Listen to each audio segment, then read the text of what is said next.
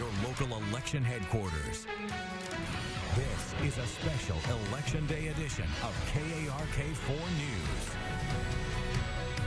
We are your local election headquarters. Our nation choosing its 45th president this evening, in the process of it right now. In Arkansas, several of the big decisions on the ballot as well. Good evening and thank you for choosing KARK 4 News.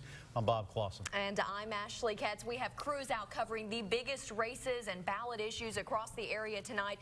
But first, we start with the presidential election. At this hour, the race is just too early to call. Neither candidate has won the 270 electoral votes needed to clinch the presidency. That's right. We are still awaiting calls in crucial battleground states, among them Florida, North Carolina, Michigan, and Nevada. We are keeping a close watch on those, as I know you are at home. Of course, we'll keep you updated as we learn new information. Yes, some of those states no doubt could be called during the newscast. We can tell you Donald Trump wins the state of Arkansas easily. The natural state was called for the Republican candidate just after the polls closed. I want to give you a live look at the Trump campaign headquarters. This is in New York City. A lot of anxious people waiting to hear some solid results this evening as they continue to roll in. We have crews covering watch parties for both candidates. Josh Berry is with the Clinton camp at Next Level Events. Shannon Miller with Trump's team at Embassy Suites. We begin with Josh. And Josh, what is it like there? Well, I can tell you that the words nail-biter, suspense, stress, surprise have been used throughout the crowd here tonight, because I can tell you that when we walked in through the front doors, there was a strong sense of optimism, at times certainty, that Hillary Clinton was going to be named the next president of the United States. But over the hours since the polls have closed and these numbers are coming in, people here tonight watching some of these numbers on the TV screens, the mood has definitely changed, but it's drifted, and it's hard to get a straight answer from some of the folks here, because they are die-hard. They're still saying that Hillary Clinton is going to pull this out despite the electoral count that we're seeing right now. I have talked to a few people who have given me a straightforward answer to say that they are stressed, they are concerned, because this is surprising to them to be at this point in the evening tonight. I did get a chance to talk with one longtime Hillary supporter, in fact a longtime Hillary friend, about how this night is to her and what it's meaning to her. We're very excited and very proud of her and of her Arkansas roots, and we're looking forward to the inauguration. We already have our rooms. And, you know, you heard that right. She's looking forward to the inauguration. In fact, they've actually booked their hotel rooms for the inauguration in Washington, D.C. They've banked on Hillary Clinton winning this election. One of the hotels in Washington, D.C. has 500 rooms. This is a lot of money that they've booked. They've booked the entire place out, counting on Hillary Clinton to win this election. But time will tell. There's another side of this. Donald Trump is making a push tonight. To get a look at his watch party, we're going to join Shannon Miller in West Little Rock at the NBC Suites. Shannon? Well, Josh, the excitement here is still continuing tonight as these numbers continue to roll in, and indeed a lot of cheering going on here as Arkansans learn that Trump most likely grabbed the state. Joining us now is Attorney General Leslie Rutledge, who has been following, of course, the Donald Trump race over the course of the last few months, and you just learned some new information moments ago, and you seem to be excited about. Tell me more. We are. It was just announced that both Florida and North Carolina were called for Mr. Trump. I think this is a trend that we're seeing across the country. States that they thought were going to be closed or had already put safely into Hillary Clinton's column, they are not. They are Donald Trump states, and so we're excited about this movement. We're hoping to, see more of that across the country. We know here in Arkansas we delivered our 6 electoral votes, so we're excited to see what happens in Michigan and New Hampshire and across the country as we move forward tonight. And earlier tonight, you were holed up in a hotel room just above here at the Embassy Suites, watching all of these numbers roll in. The excitement, of course, is part of the night, but you're really watching a close, watchful eye on this. This has been a campaign that's been close to your heart. It is because of the Supreme Court, because of I want to get regulations off the back of hardworking Arkansans, and unfortunately with 4 more years of the direction that we've had in the White House, we can't afford 4 more years of that, and that's why so many Arkansans supported Donald Trump, why I support Donald Trump, and why I believe the country will tonight as we move forward and see those numbers continue to come in. I'm looking forward to it. You anticipate giving him a phone call tonight? I hope so. Thank you for your time here tonight. We appreciate it. And, of course, we'll be following the rest of this race here throughout the night for you. But now we'll send it back to you. All right, Shannon, thanks very much.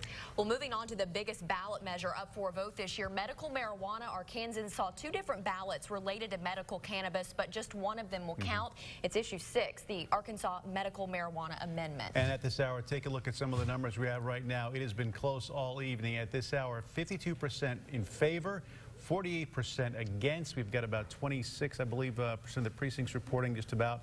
So this one's still too early to call. Could be a long night for this one. Keeping a very close eye on that. Of course, folks arguing for this say it's a life-saving medicine for people who suffer from a variety of ailments, but the issue faced intense pushback from a lot of law enforcement officials in the state, and it was one of those it was the opposite of the other issue 7. Issue 7 allowed you to grow your own, things like that.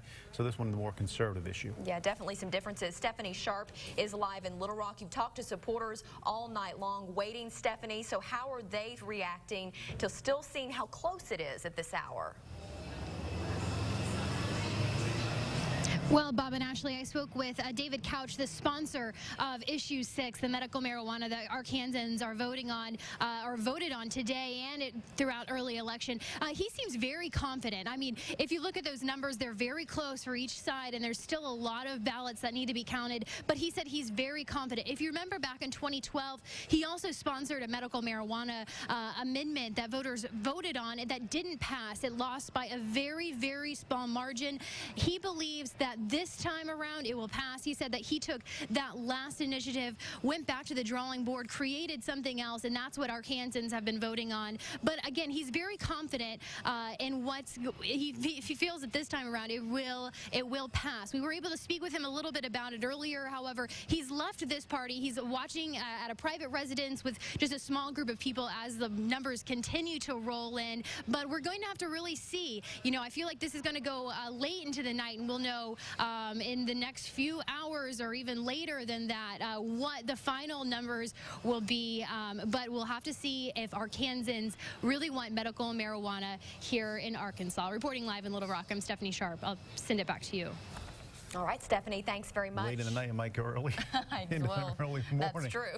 We will be here to let you know for sure. Well, other measures on the ballot we want to show you tonight. Issue 3, an amendment eliminating caps on state bonds. We can project at this hour that it will pass. 64% voting for this amendment, 36% against. Supporters have said that cap has hindered Arkansas from bringing in bigger projects to the state and bringing more jobs. So opponents say it's corporate welfare that won't create jobs, but now we'll have to see if it will, because 64% in favor of that this evening. Issue 1, that would do away with 2-year term limits for lower-level county officials, including county judges, clerks, assessors, as well as sheriffs. 71% in favor this evening, so that one sailing through tonight. And also sailing tonight, issue 2, 73% saying yes to this amendment that would change the Constitution, allowing Arkansas's governor to stay in power even when he or she leaves the state. Arkansas also electing a senator tonight. KARK can project that Republican John Bozeman will hold on to his seat. He holds off Democratic challenger Connor Eldridge. This is his 2nd term in Senate. KARK4's Jesse Denor is with Republicans celebrating tonight his re-election. Jesse, what's the crowd like there? Well, the crowd has quieted down a little bit because they're still waiting on that official Trump versus Hillary decision to come down. But earlier, they went crazy when the official word came down that Bozeman would get his 2nd chance in the Senate. And he reiterated just how exciting it was for him to be able to have a 2nd term now, to finish some things that he didn't get to in his 1st term. He was saying that he's really going to focus on jobs. Dealing with the national debt is one of the big things he wanted to work on. And here's what he had to say to all of the supporters in Arkansas. Elected leaders, once it's over, need to come together and find common ground to address the problems that we face. And the problems that I've heard about so much as I've crisscrossed the state, not just in the last year or so, but in the last 6 years. And his opponent, Connor Eldridge, everybody's saying he has a very bright political future, but it wasn't bright enough to win this election. We're all called to make a difference, and I got in this race because I felt called to continue to work on behalf of justice and making a difference for our state. That's why I got in this, and I look forward to remaining dedicated to that goal. And for all of you Arkansans watching at home, you'll be able to hear a lot more from Senator Boozman tomorrow morning on our morning show. He'll be able to detail exactly what he hopes to do in his first couple of months during his second term and talk a little more about what this win means tonight in the Natural State. At the Republican Watch Party, I'm Jesse Tenor. Back to you. All right, Jesse, thank you very much. Oh, only one of Arkansas's 4 congressmen faced a major party challenger in this election cycle. 2nd District Congressman French Hill will win a second term in the House. He easily defeats the Democratic candidate, as you see there, former Little Rock School Board member Diane Curry. The 4th District, most of South and Western Arkansas, votes to send Republican Bruce Westerman back to Congress. He will be serving his second term over Kerry Hicks, 75%. And in the northwest part of the state, District 3, re-electing Congressman Steve Womack. He took the seat vacated by Senator Boozman. This will be Congressman Womack's 4th term in the House. And District 1 sticks with Congressman Rick Crawford. The Army veteran will serve his 4th term in the U.S. House, defeating Mark West this evening. We have much more to come on this election night of KARK 4 News at 10. We have Florida and also North Carolina called for Donald Trump. This coming in just moments ago. Huge wins for the GOP. No doubt. Both parties and their followers are waiting on pins and needles for other battleground states to be called. We're going to bring you the very latest on the presidential race. Plus, we get into more of the big races here in Arkansas.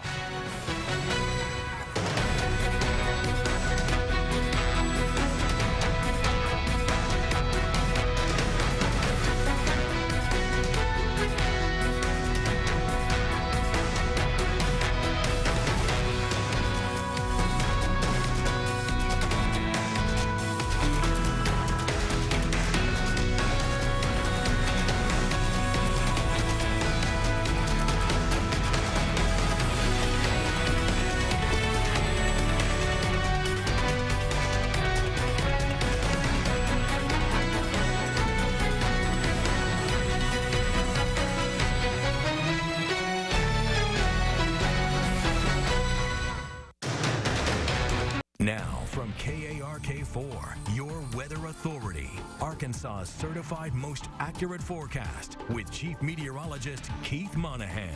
Well, it's time now for our nonpartisan part of the forecast, the weather. It affects everybody, Democrats, Republicans, independents, and it felt like a very fall-like day today. Plenty of clouds around, areas of drizzle, high temperatures pretty close to where they should be for this time of year, 60s to low 70s. 72 at Fort Smith and Mena, the hot spots this afternoon. Once again, 66 here in Little Rock, which is our average high for this time of year. This evening, just after 10 o'clock, temperatures are pretty much holding in the upper 50s to mid 60s with 58 at Harrison and Fayetteville. We have 63 at Hot Springs, 64 at Monticello, El Dorado, and at Camden. And right here in the capital city, 61. We are going to see those lows a little bit cooler tonight because we do have a cold front making its way across the state. Now, that front right now making its way through the northwestern third of Arkansas, roughly running from near Mountain Home back toward Fort Smith. You're really not going to notice too much with the front other than temperatures will cool down a little bit more later on tonight. Rain chances, well, they'll still be at about 30%, generally from Little Rock and points off to the south ahead of that front. We could see some patchy drizzle as we head through the next several hours and maybe even a couple of patches of fog. But that front should be making its way across the rest of the state during the overnight hours. So although a lot of us may wake up to an abundance of cloud cover, by mid to late morning we will be looking for drier and cooler air to be working into much of the state. Now, it initially will be cooler, but with the air mass being so dry, it'll heat up very nicely during the afternoon. High temperatures in the mid to upper 60s as an area of Pacific high pressure begins to build in. Now, this high will be just about right over us as we head toward late Wednesday night and early Thursday morning. So that'll pretty much be our first chance to see any areas of scattered frost, and that'll primarily be across northern parts of Arkansas and some of the protected valleys. I think the urban areas should be in pretty good shape with low temperatures dropping to the low 40s. But as that area of high pressure moves a little bit further off to the south and east, temperatures will rebound back to the low 70s to close out the work week. But that bit of a warm-up is going to be very, very brief because we will have a pretty strong cold front making its way to the south. Now, with this very dry air mass that's going to be over us the next couple of days, we're not expecting any return moisture from the Gulf of Mexico. So I think the most you're going to notice with this front as it passes through late Friday evening into Friday night. And a few areas of clouds and then a wind shift. And then a colder air mass will be working in as we head into the weekend. Not terribly colder, but we will see better chances of frost by Sunday morning across a large part of central and northern Arkansas. Tonight, Little Rock mainly cloudy, still about a 30% chance of a shower or some areas of drizzle, mainly central and south Arkansas through about 3 a.m. We'll see a low of 52. Now, for your day on Wednesday, it'll become increasingly sunny and breezy at times through about midday. Look for a high temperature right around 70. Your weather impact number for tonight, we'll put it at 2 for those small rain chances, a 0 for Wednesday and Thursday because it's going to be beautiful fall weathers. The fall colors coming out real nice at this time, so we will be looking at plenty of picture opportunities. Any Veterans Day activities on Friday should be in good shape with a high temperature around 72, but that cold front will bring highs back to the low 60s as we head into Saturday and low to mid 60s for Sunday. Overnight lows dipping down to the upper 30s to around 40 Sunday morning, warming up by this time next week. Bob and Ashley? All right, Keith, thank you very much. And here's where we stand in the presidential race, taking a look at some of the states that are coming in right now. We know that one of the key states is going to be that all eyes are on is going to be Michigan. That apparently is going to be, I guess, I saw a tweet just a little while ago that Michigan is the new Florida. Taking a look at the electoral count right now, Donald Trump has 187 to Hillary Clinton's 209, so closing the gap. That's right, and it was off to a strong start for Donald Trump tonight. We've been all reacting to that and watching that tonight. Our political panel's with us now. We want to bring in Jessica and Bill Vickery. So tell us, guys, what are your thoughts? You guys have been watching the numbers come in just as we have. Sure. Well, I think when you look at the map, it really does boil down to Michigan and Wisconsin. Given the fact that, you know, Virginia tipped to her at the very end, you probably might see some recount there if things don't go so well for Donald Trump. But the reality is he's going to win the rest of the box states out in the Midwest, most likely. Nevada might be the one area that there's some question. And Iowa's a bit of a flip, too. Early, that was supposed to be a Trump stronghold. Now that's flipped to her. It's still too close to call. Hasn't been called yet. But you look at those 3 states out to the west there, and then Florida, Georgia, he's won. You might as well take that down. Pennsylvania, she's probably going to win. Then you look around the Great Lakes and Iowa. Big Ten football effectively decides who's going to be the next president of the United States, I think. What does this, a map that looks like that, what does it tell the candidate, whoever wins? Well, I mean, I think that one thing that I think most people are actually a little surprised about, or not most people, maybe Democrats, is how tight things are. Right. And no matter what, the one thing that this country is going to have to acknowledge is what it means when a race is this close. That there are plenty of people who are going to be unhappy and plenty of people who are going to be surprised. And we know that this entire election has been incredibly divisive, and that's something that this entire country is going to have to come to terms with and figure out a way to move forward. Was it voter turnout, do you think? Well, I think a lot of it. I mean, I think for a lot of folks on the left who have dreamed of creating some type of coalition, they've completely ignored white middle-class voters in America. And you see those folks, both men and women, showing up at the polls tonight. They're not talked a lot about in the media for whatever reason. Trump spoke to them. Regardless of who wins, it will be a narrow electoral college victory, and looks like it will be a most narrow a popular vote victory. The nation is evenly divided as to what direction it wants to go in. Dow Jones futures trading in the Pacific Rim down almost 500 points, almost 1,000 points now. What will start in European trading, so it's bad out there. What is the lesson too that all the Congress has to take away from this? I mean, they have got to pay very close attention to this because the people are speaking to them as well. They certainly do. I mean, Bill just hit on something that's very key. You have a lot of new voters, and these people have chosen to show up because they finally felt like maybe there was a candidate who spoke to the things that's on their mind, the struggles that they've been experiencing. So Congress really won't have a choice but to listen, and we know Congress's approval rating hasn't been that great, and so I do think that right now what we're seeing is that there is a body of people who are ready to say, if you're not going to do the work, get out of my way. Paul Ryan out as Speaker will not be the Speaker at the end of January of the new Congress, because he'll either be seen as the reason Donald Trump lost because he didn't support him enough, or Trump wins and he's going to warn him out and bring a new person in to work with. And you'll see the House revolt against Paul Ryan in a politically unbelievably stupid move. He was such a strident anti-Trumpist for a long period of time. He pays a real political price tonight. And you laid out your path to victory for Trump. Jessica, path to victory for Hillary Clinton tonight. Look, again, it's tight. You start looking at Michigan. You think about Michigan and you think about the role that plays. Now, depending on which precincts need to report still, that could be a game changer. It really depends on the areas that need to report. no matter what, it's still tight for her. So the path to victory, I think it's getting smaller and smaller and smaller, and that's something that we're just going to have to wait and see how it turns out. I think, again, it boils down to those two states. Yeah. Whomever wins those two states will be the next president of the United States. And when we look at Michigan, too, and I think a large part of Detroit, that area is out. That generally goes Democratic. It does. It does. And there's a razor-thin margin there for Donald Trump in the lead now. Has a bigger lead in Wisconsin. Well, and what matters really is how well Hillary Clinton can perform with the demographics that she was expected to win, whether it be women or the Hispanic community. I mean, she needs to do well with those demographics. If she doesn't, things do not look good for her. Yeah. Bringing things home real quick, medical marijuana.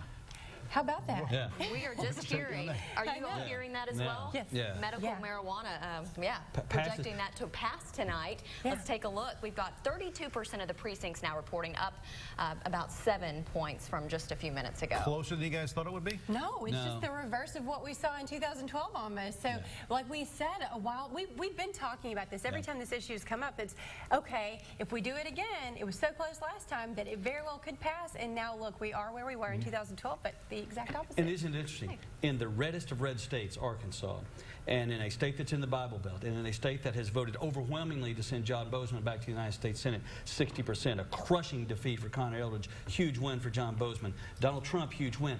Those people have passed medical marijuana. Yeah. That's an interesting dynamic. Isn't that odd? So It's a Arkansas political will scientist's join, dream. Yeah.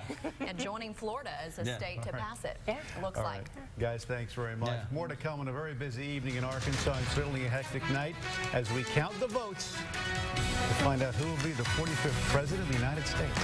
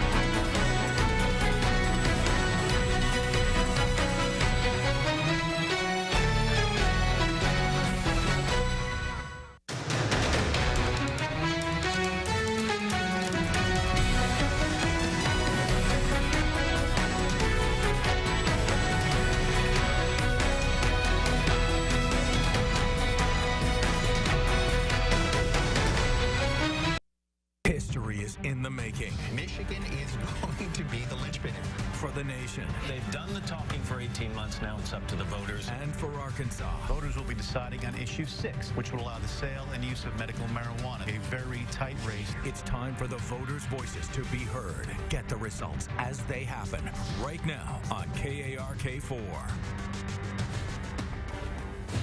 And we are keeping all eyes on the presidential race, taking a look at the electoral map. Drew Petrimo joining us now at the big board, try to break some of this down. And you take a look at the map, Drew, you see a lot of red. I mean, a lot of things falling into Trump's column tonight. And, you know, somewhere we need to fill in Georgia and Florida. And I think Utah also. But we kind of take a look at some of the things that are happening out west, but also in the Midwest. Well, you talk about Florida, North Carolina, and Ohio. When we started tonight, those were some of the key bellwether states that we were going to be looking at in this battleground, and those all going very, very well for Donald Trump at this time. Florida, you know, there's some people already calling it. It's pretty close, but most of the state is reporting right now. 99% so in those key states, Trump doing very well. We just heard from Bill Vickery talking about how important Michigan and Wisconsin are. Those are where the kind of nation's eyes are focused right now. Just jotted down some numbers in those states. Michigan, Donald Trump 48.6, Hillary Clinton 46.3. Donald Trump winning there. And in Wisconsin, 48.9 for Donald Trump, 46 for Hillary Clinton. So in those two very key pivotal states, Donald Trump winning. And then when you peel some of this back, peel back a couple layers of the onion, I mean, it's also about the precincts that have not yet reported. Sure. I mean, they could be surrounded by, say,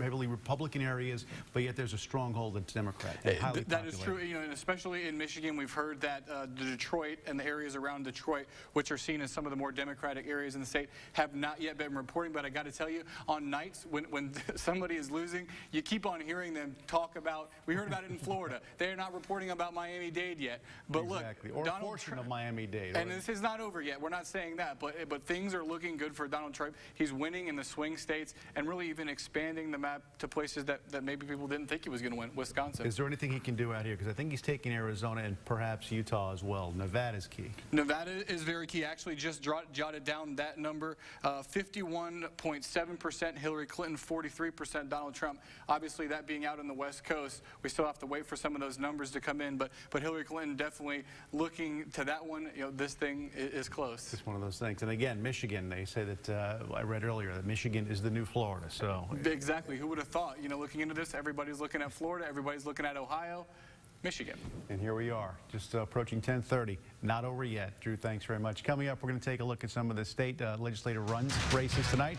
You're watching special election coverage on KARK.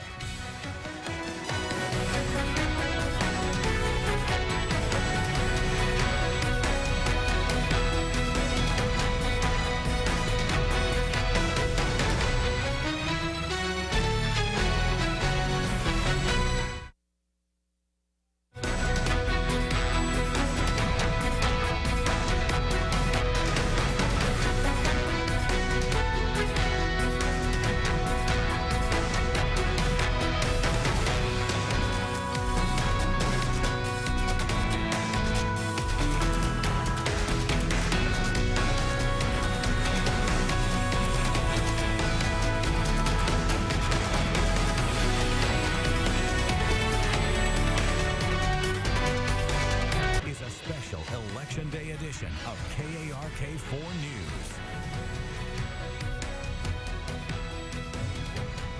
News. Issue in Arkansas, medical marijuana.